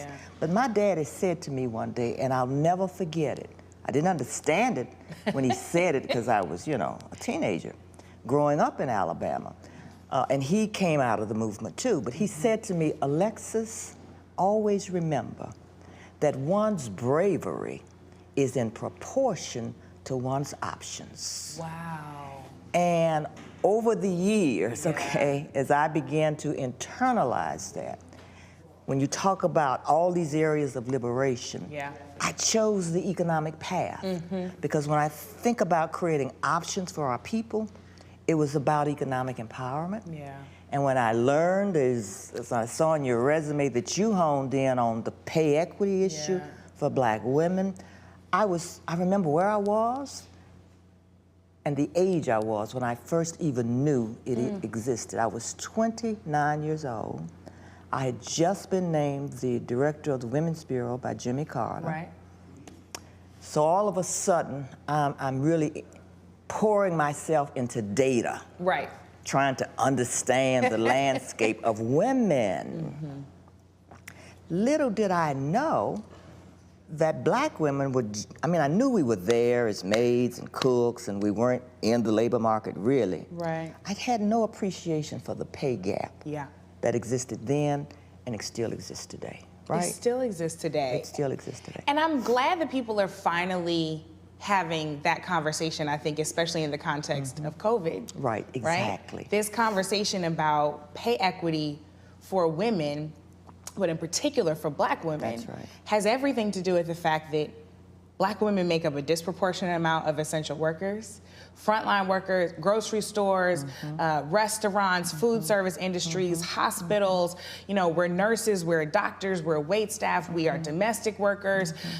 So many of the women in our community have been protecting us from the worst of this pandemic. Exactly. And suddenly people have been being forced to say, well, black women have always been essential. So now how are you gonna pay us like that? Exactly. Right? Yeah. And it gives credibility now to build the coalitions that we have to do to do something real for the first time, I believe, to close that gap. Because what do you think those coalitions should look like? Well, you know, it's interesting, sitting here in this building, I learned so many lessons from Dorothy Height, who mentored me beginning at the age of 24. Right. But she always said to me, you know, if you're going to make a big difference for the common good, but especially for us as black women, we have to lead the way, we have to teach others, and we have to pick partners who will understand the journey with us. She would always say, just because you get it, it doesn't mean everybody else gets it. And just because you know it's the right thing to do, it doesn't mean everybody else is going to embrace that principle. So our job is to educate and enroll. So when you say that to me, I look now at the various coalitions that are out there in the social justice movement. I look at this whole question of COVID, as you said, where parity for workers, especially for the women, for black women who are on the front lines. It's a conversation you can have now for education purposes, okay? And then to take it to the next step and say, now, this is how you can help specifically. That's right. And the specifics right now are not just where you are in your own companies, your own corporations, raising the question, not being afraid to talk about your pay, your salaries in your work environment, which most of us don't do, okay? So you don't have a sense of the whole. But to know that there is federal legislation now that is going to focus finally, I think, on this question of pay gap. And it's not just the salary, but it's the other things that go with it. That's right. It's the child care support. Care. It's paid leave. I mean, there are a whole number of issues that have to support us as women if we're gonna close that gap. You know? This is the point, right? Again, that holistic liberation, making sure that we can live thriving lives. Right. I mean, we spent generations surviving. Exactly. So that the next generation could survive. Exactly. And the last generation is always hoping that the next generation will thrive a little bit more than they did. I mean, you know, you're sitting right in front of a portrait of your mentor, of Dorothy Height, which, I mean, goodness, she mentored so many directly and indirectly, right?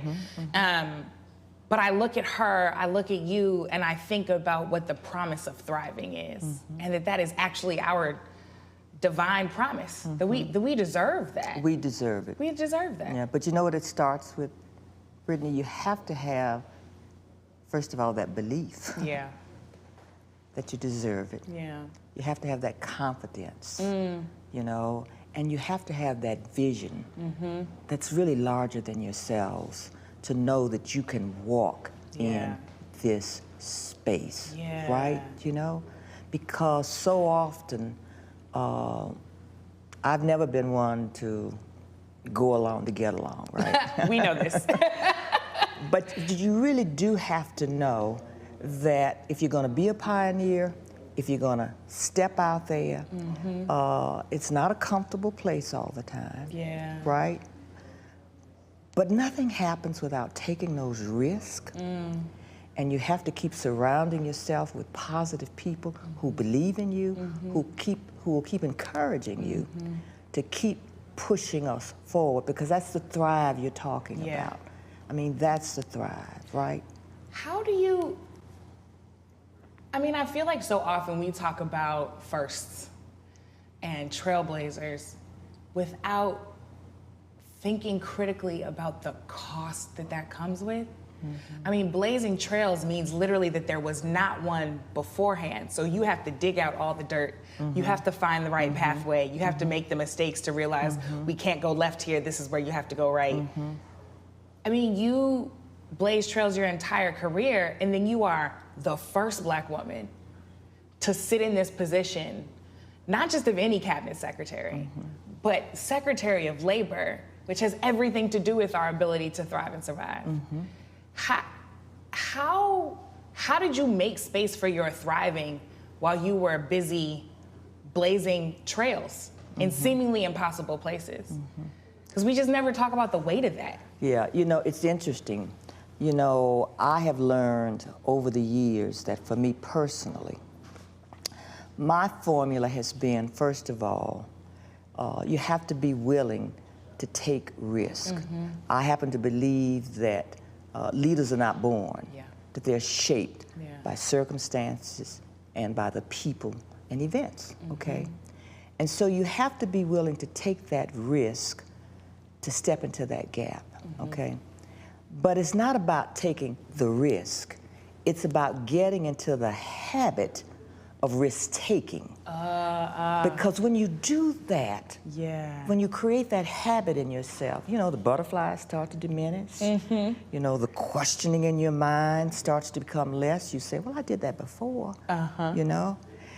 So it's a mindset you start to develop when you get into the habit of risk-taking. I love that. Yeah, you know? And I'd say the second thing when you talk about what it means to be a pioneer, and it goes back to something Dr. Haidt taught me a long time ago. When you're the only woman, the only African American, a lot of times for me, the only Black woman in the room, I sit there and talk to myself a lot. I have a right to be here. You know, and I know that I do bring everybody else in with me. I'm conscious of that. I'm conscious it's not just about me sitting at the table, but I'm opening the doors for other sisters to walk in. And so I carry myself in a way so that I am conscious that I'm just the first here, but there's gonna be 2 and 3 and 4. And then I find ways to teach and coach others about what those experiences are like. You know, I look at you, you're married. I am. A new bride, okay? And you say, how do you do it? You know, I came up in that generation. My mother said I was cause and purpose. You'll never get a husband, okay? And I did marry very late because I was so dedicated to my work. But you do have to make that time to nourish your soul, to let yourself be loved and taken care of by others. And so for me to see you in that space that you're in right now, thank you. And to know that you're doing it both, you're not making a choice. I made a choice. But this generation doesn't have to do that. I want you to tell me how that feels for you, because I want others to be encouraged by just your personal walk and that choice you made. Oh, that's so sweet. You know, I mean, I feel so much gratitude at this point in my life. I feel gratitude that women like you made it so that we didn't have to make the choice, right? That you made sacrifices and tough choices so that we wouldn't have quite so difficult a choice. I feel grateful for an increasing number of men who are finding themselves stretching beyond the boundaries of the expectations of masculinity. So this idea that I make all the money and I make all the decisions and you stay home and do this and I'm out in the world and I do that, that kind of machismo, if you will, is becoming less and less the standard. And so I met my husband, Reggie, on the streets of protest. Wow. So I knew we had a values alignment immediately, because you're out here taking the risks, right? Yeah. And then we became friends, and I found out that he's funny and joyful and loves the Lord, which is a big one, especially when you raised in my house. And who, to your point, wanted nothing more than simply to make sure that I was taken care of. And I just believe everybody should be able to experience love like that. That kind of love that you grow into, that you grow up in instead of falling into. And it's so affirming, and I think that for everyone, however you get it, whomever it comes from, whether it's romantic, from a friend, from your family, everybody deserves that kind of affirming, protective, safe, supportive, and encouraging love. Because I've never felt like I had to be small. And there are so many spaces in which I constantly felt like I had to fight against the urge to shrink myself, because I was being pushed to shrink myself. For that, is the implication. Exactly. So, we're not supposed to wear the bright colors. We're not supposed to wear our hair however we want. We're not, for a long time. It's all about the fit. All about the fit. All about the fit. And wearing the mask. And wearing the mask, right? And existing behind that mask. It's hard to breathe back there. But I'm trying to live. I'm trying to breathe. I'm trying to thrive. Right, exactly. I don't have time to wear this mask. And so to your point about building habits, if I can build the habit of not wearing the mask at home, then it's a lot easier to go out into the world and say, well, I don't have to wear the mask here either. Do you feel like you are seeing the fruits of your labor when you talk about investing in future generations, coaching and leading other people? Do you feel like you're seeing that come to fruition, or is there more for us to do? Oh, there's so much more for us to do. There's so much more. And, I look at the issues, and whether it's voting rights, you call it out, okay? And it feels like, my Lord, we've been at this forever, okay? And the struggle continues, and it continues in different ways, right? Your work that you're doing with police brutality and being on the front lines there, it's a different level now from our generation, right? But I'd say first, the disappointment for me is that in many ways, I feel sometimes we're not making any progress, because we're still fighting the same fights. We're still having to do what Dr. Hyde said. We have to continuously educate and enroll. And you think by now, don't you get it? Don't you get it? That's what I keep saying to folks. They're like, well, I just never knew that Black people were being treated this way by institutions. I said, so. Don't talk to me about folk being Breonna woke Taylor, now. You're going to talk to me about folk who are woke Rodney now. King, Let me hear you. Emmett Till. Make it make sense. Why is it taking people so long? And so in those moments, I have to really sit back and I have to take deep breaths, okay? And I have to recognize, okay, we still have to teach.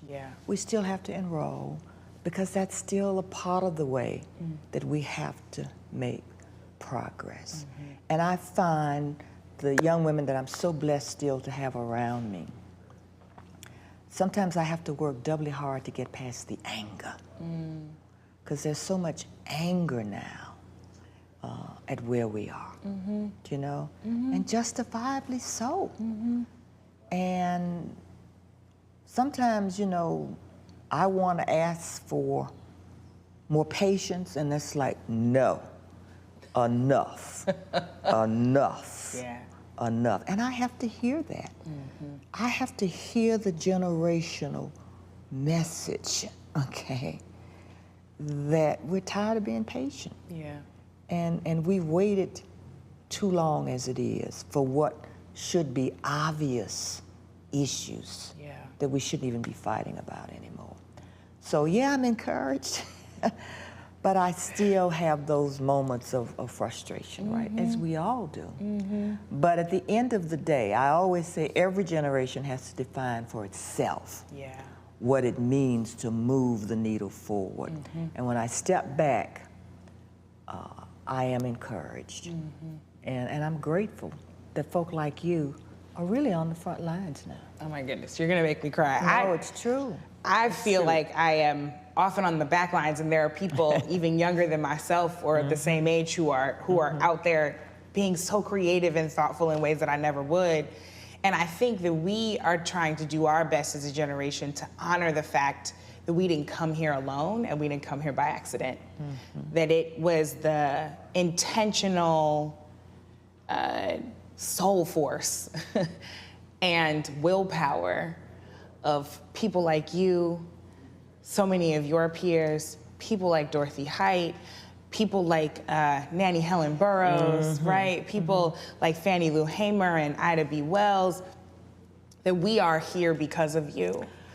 I'm glad you opened that door, and I know we won't have enough time for this one. I mean, I already know it, but I have to put it out there.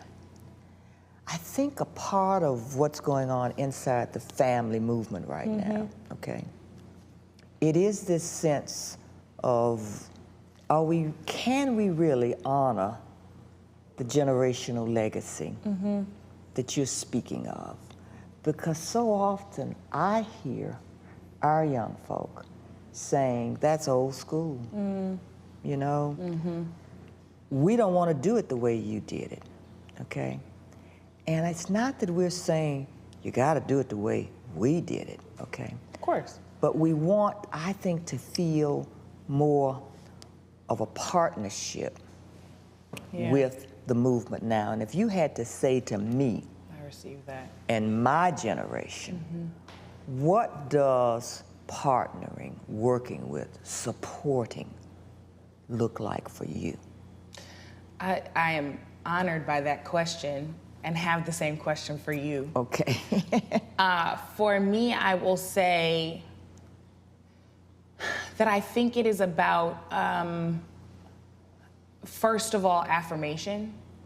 I think that as again, inside the family of the movement, as we more willingly expand to recognize the humanity of all Black people and make sure that women are not erased from the narrative, and that our LGBTQ siblings are not erased from the narrative, and our disabled siblings aren't erased from the narrative, and our siblings from across the African diaspora are not erased from the narrative, that we want to make sure that whatever we pick up from moments past includes them and welcomes them.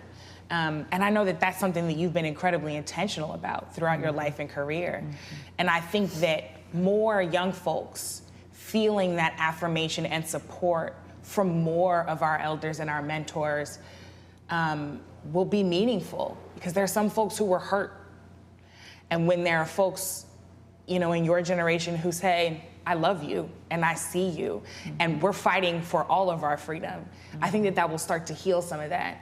I also think that one of the best lessons that we, if we are smart, and I like to believe that my generation is, that we can gain from you all, is discipline and longevity. That you all were have been continuously so focused not just on moments or bright spots, but that you have been continuously putting your hand to the plow and strategically moving things across a long period of time. Because we know it took us a long time to get to the place where we are, so it's gonna take us a long time to get out of it. And I think learning what it means to grind at this thing over the long haul, that's what we really need to learn it. And the more that you all impart those lessons, the better. Because that's certainly what I'm looking for. But I have the same question for you. What would make you feel partnered with? Well, what makes me feel that I'm in it with you? Yeah. In many ways, is an acknowledgement of what you just said, that you know the history. You didn't play past it. Yeah. Okay? You understand that it took pain to be the first. And while we don't necessarily talk about all of those first, okay, there were lessons along the way. So you don't feel discounted in terms of what your experience and what your contributions were. I think the second thing, when you talk about partnership, is to be very clear. I know I can not just give you advice, okay, great, we can all do that, okay, I give it, I know you receive it, okay, but I can also come up with some ideas, okay, and resources to help funnel where you're going and what you're trying to get done. So if I ask you too many questions, if I penetrated a little bit more than what you might be comfortable with, it's because I'm really trying to get the understanding so that I can be all in and not just partially there. And then I want you to tell me in very specific ways. In my own family, I do this with my crowd of your generation, you know. Okay, you need to, don't just go off on me. Don't just go off on me. That's right, that's fair. Okay, tell me very specifically, what can I do differently? How can I say it differently? Okay? How can you receive what I'm saying in a different way? You know? So sometimes you have to coach me to help me understand that. You know, I digress a minute here, but I go through this so much now in the workforce today, in workplaces today, with generational workers. You know, they don't want to stay long-term with organizations anymore. That was a value for our generation. The more years you put in, hey, you punch that ticket. It's definitely different now. But guess what that has led to? Your generation is saying, I'm not trying to stay here 10 years. I really am not. So I want you to develop me. I want you to impart real skills to me. I want to understand very specifically how you're going to coach me, because I want something portable to take to the next situation. Right. Or to the thing that I'm building. You know, so you have to know how you're going to invest very differently with your generation, right? And so for us not to bring that baggage of our history and experience, and for you to tell me quite directly what that looks like. Don't take for granted I get it. Learn how to break it down. Talk to me in real words with real situations. That's a valuable skill, period. I am so grateful for you. I have so much love for you. I love you, and I love the way that you love us. I'm just so honored that you spent this time with me. Well, truly. I'm honored to be with you because, you know, when you use the term, it's an old African saying, sawubona, I see you. But more importantly than I see you, I am through you. So you just keep doing it. I love you too.